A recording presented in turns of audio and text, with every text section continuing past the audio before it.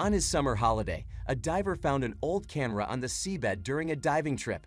Judging from the model of the camera and the amount of algae on it, the camera seemed to have been there for several years. He did not hesitate for a moment and immediately took the camera out of the water. He wanted to know if there was still a memory card in it and quickly opened the camera. To his surprise, the memory card was still there. When he saw the pictures on the memory card, he called the newspaper. On the morning of May 13, 2019, a diving team from a coastal town in Canada prepared for a diving excursion. The reason for this dive was that the diving team wanted to get to know the waters of Canada. Besides their love for diving, the team was also interested in sea creatures. The intention was to dive and take notes of all the sea creatures they encountered. But the purpose of that day soon changed. When the team loaded up the boat and headed out into the deep blue sea, they had no idea what adventure the depths of the ocean had in store for them. The team especially wanted to dive into the cold water to study all kinds of starfish. They hoped to be able to take a few starfish with them to investigate their behavior. But when they reached the seabed, something caught one of the divers' attention. At first, he had no idea what the object could be. So the diver and his partner got closer, determined to find out. Once the divers got close, they saw what it was, a camera. At this time, however, neither of them had any idea what consequences finding this camera would have. Bo, left, and Tanya, right, were the members of the diving team who noticed something strange on the seabed. Bo saw the camera first. When he pointed at it, Tanya also knew that the strange square object did not belong on the seabed. They swam towards the camera. They both wanted to keep the ocean clean, and an ocean is no place for a camera. But when the two divers got closer, they noticed that it was full of coral and all kinds of fish were swimming around it. Still, they decided to take the camera out of the sand and continue diving with the other team members. But Bo could only think of one thing. After Bo discovered the rusty camera, he put it in his diving bag and continued his investigation. But as he continued his diving expedition, the diver couldn't help but wonder who the old camera belonged to. But even more importantly, how did this camera end up on the seabed, so deep in the water and so far from shore? And how long had it been there? What exciting story was hidden behind this camera? When all the divers were tired and had got back on the boat, Bo said, "Look what I found."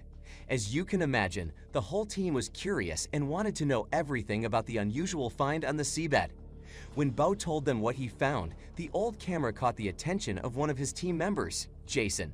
What was so special about this rusty camera? Jason's a marine biologist. That's why he went on the dive. He was a little disappointed with the dive trip. But when he looked at the camera, he was surprised by all the algae and animals that were living on it. According to Jason, the camera could have been there for at least 5 years. He decided to open the camera to see what else he could find inside. But what he discovered was almost too good to be true. When Jason opened the camera and looked inside, he couldn't believe his eyes. Although everyone could see rust and algae on the outside of the camera, nothing could prepare them for what was on the inside. Inside, he found not only more rust, but also a sea cucumber, 2 starfish, and lots of algae. For Jason, who was a biologist, this was a big find. Nature had found a way to use the camera as a shelter for starfish and algae. But then his friend, Bo, suddenly discovered something. A memory card. Could there anything on it? Because the camera had been lying on the seabed for several years, no one believed that the memory card would still work. But Bo knew that memory cards could take a beating. When he removed the memory card from the camera, he was right. It looked pretty good.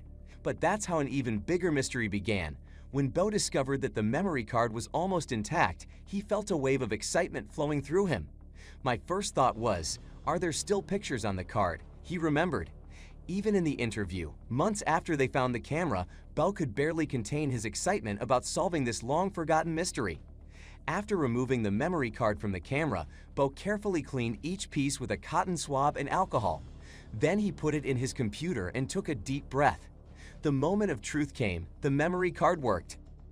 Bo was very happy to see that not only was the memory card still working, but it also contained a lot of photos and videos. Hopefully the contents of the memory card would lead the team to the owner of the camera. But finding the owner became a difficult task. At first, Bo felt intrusive browsing through someone's photos, but he didn't know any other way to find the owner. So they started looking at the pictures one by one.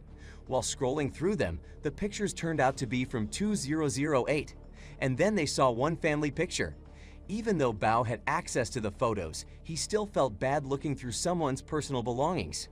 Apart from the family photo, there were also pictures of a rescue operation on the memory card, so the owner was involved in an accident, Bao thought.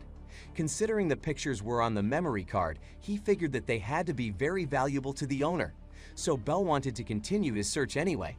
He decided to ask his diving buddy, Tanya, below, for help. They had found the camera together, so she was all too eager to help solve the mystery of it. After thinking for a while, Tanya realized that their best option was to find the owner of the camera by posting the pictures on social media. The next day, they put the pictures online with the hashtag detective.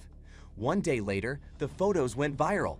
The photos received hundreds of reactions, likes, and retweets. Despite all the interaction and feedback, the rightful owner still hadn't responded. A few days later, Bao and Tanya decided to change their plan. And with success, after a few days, Bao and Tanya realized that the posts on social media hadn't done anything to find the owner.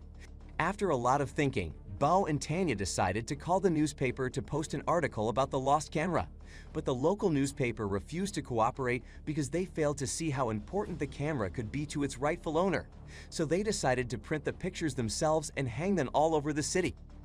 Believe it or not, it didn't take very long before a man from the Coast Guard remembered the pictures of the rescue operation.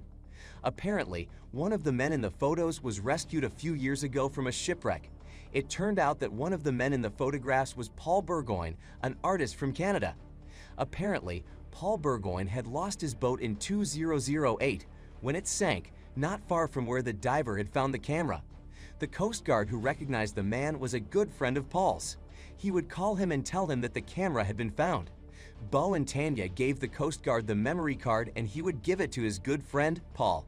Meanwhile, Bao and Tanya were delighted that their hard work had finally yielded some results.